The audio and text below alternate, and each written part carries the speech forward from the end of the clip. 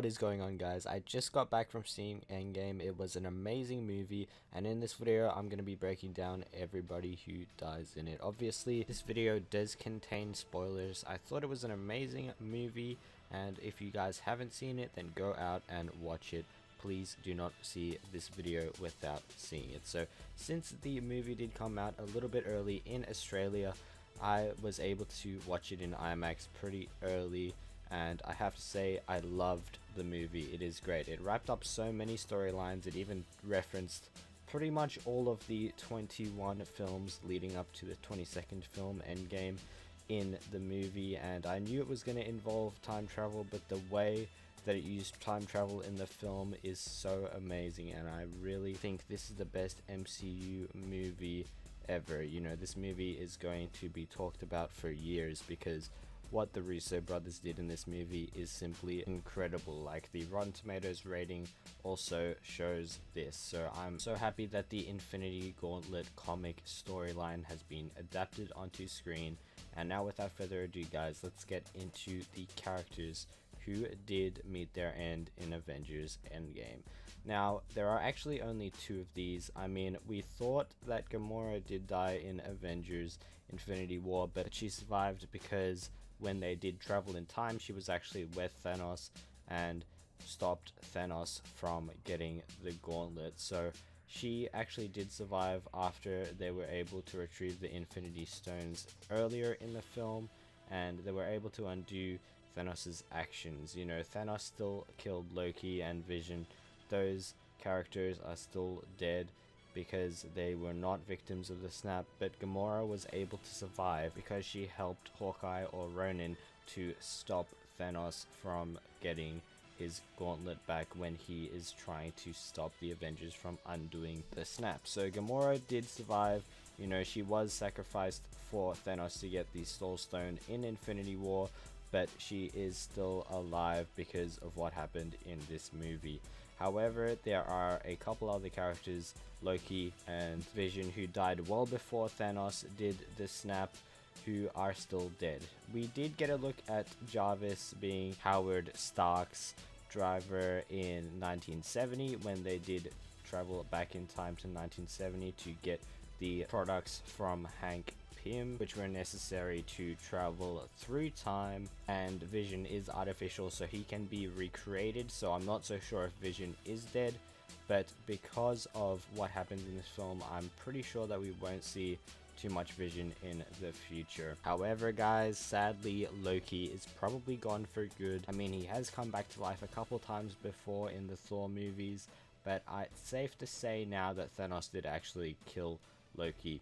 As for the characters who die in Avengers Endgame, toward the earlier half of the film, when the Avengers are trying to retrieve the Infinity Stones in the past so that they can undo the snap, the Avengers, or the ones that are remaining after the snap, split into teams to go to the locations and look for the Infinity Stones. So Black Widow and Hawkeye or Ronin now basically visit Red Skull. Now, where Gamora did die in Avengers Infinity War, Black Widow sacrifices herself because Hawkeye has a family, and then Hawkeye is able to obtain the Soul Stone, because of course you have to sacrifice somebody to get the Soul Stone. Is just how it goes. So I was pretty sad that that happened, but I did expect one of the original 6 Avengers to die somewhere through this movie, and Black Widow was the first one to go.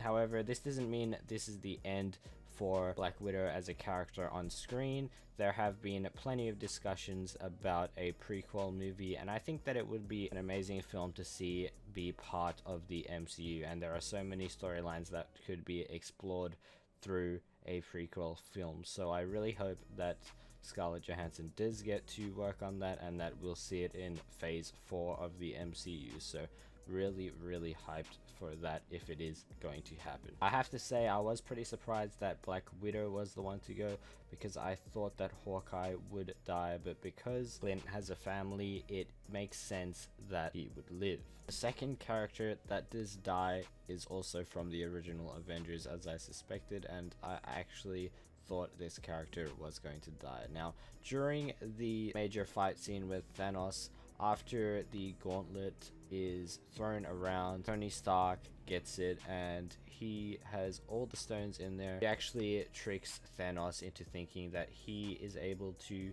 snap because he gives him this fake gauntlet that is made out of, you know, Iron Man's armor. And yeah, he actually gets tricked by that and then he snaps. Now this is like close to the end of the movie, which does make sense, but Iron Man does die because of it. When any character uses the gauntlet, especially someone who is human, it's gonna take a massive toll on them. So I was expecting Iron Man to die. I actually thought that Thor might die because it had a very, very close scene where we learned that Captain America could actually wield the Mjolnir, and he actually uses it to save Thor because he almost died to Thanos's blade, which by the way is a very, very cool weapon. So I was happy to see Thanos using that. But yeah, by the end of the movie, pretty much all is restored. The only permanent deaths were Loki and Vision, if that's even permanent, because he's artificial intelligence and Vision can get recreated. This film was basically supposed to close up the storylines for the original 6 Avengers, and since Black Widow and Iron Man are dead, yeah, it pretty much wraps up the storylines for the original 6 Avengers. At the end, we get this really, really great funeral scene, and it makes me quite sad actually, guys.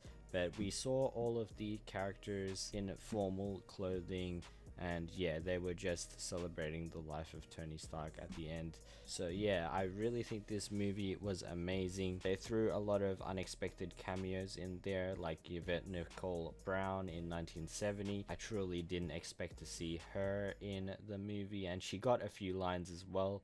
And we were able to see Joe Russo as well with Captain America in the earlier support group scene towards the beginning of the movie. I thought that was quite nice as well. I mean, Joe and Anthony have worked on Infinity War, Civil War, and this movie, so they've done an amazing job in all of those films, and it's a very, very well deserved cameo. We also got to see Stan Lee's final cameo, you know, in 1970 when he drives past, and I thought that was a really great cameo. Toward the end, there is also set up for the Spider-Man Far From Home movie, as obviously Peter Parker does live.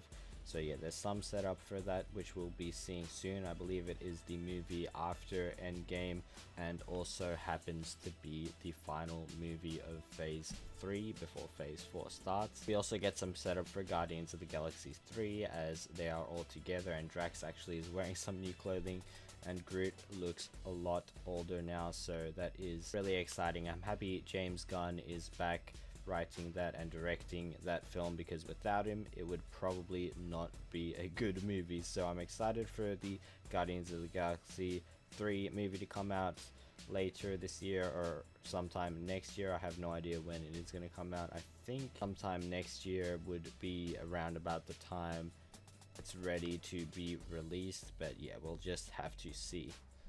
As far as I'm aware, those are the only 2 movies that are confirmed to be coming out after Endgame. So yeah, I'm hyped for Phase 4 of the MCU. That's pretty much all we have to look forward to. This film impressed me so much. I think it might be the best MCU film ever, and it could possibly be the best superhero film ever as well. So really happy about watching this, and even though it is 3 hours long, you know, I walked in thinking it might just be too long, but I think the film was actually cut too short, because the film actually does not include a post-credit scene, which really surprised me, because, you know, there were a lot of people raving online about there being a post-credit scene in Avengers Endgame that might reference, you know, the X-Men or Ghost Rider or something like that. You know, having the MCU celebrate that they can now have the rights to use them. But yeah, we didn't get a post-credit scene, unfortunately. For the original 6 Avengers though, they did show their signatures and had a like special effect on all of their individual credits, which I did think was a nice touch, and obviously it's even more necessary for this film as it is the end for our original 6 Avengers characters. Anyways, that was me breaking down the death scenes in Avengers Endgame. If you guys like this video, make sure to hit that like button and comment down below. Let me know what you thought about them and what you thought about Avengers Endgame. Also, make sure to let me know if you think there will be another Avengers movie in the future. And as always, hope you guys are having an amazing day. Peace out.